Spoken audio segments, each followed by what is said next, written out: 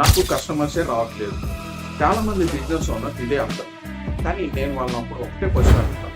Last 7 డేస్‌లో ఎంతమంది కొత్త కస్టమర్స్‌తో మీరు మాట్లాడారు అని. మోస్ట్‌లీ ఆన్సర్స్ ఉండవు. ఎందుకంటే కస్టమర్స్ మ్యాజిక్ లాగా రావు.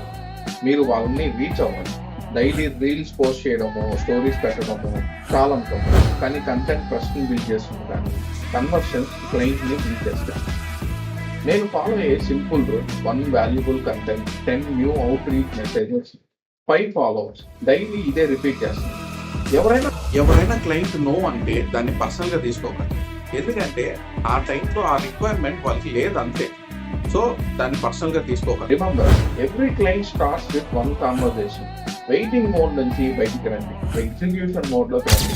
నెక్స్ట్ ఎపిసోడ్లో క్లయింట్ మీటింగ్లో చేసే 5 మిస్టేక్స్ వల్ల మనం ఎందుకు డీల్స్ లూజ్ అవుతామో మాట్లాడుతాం.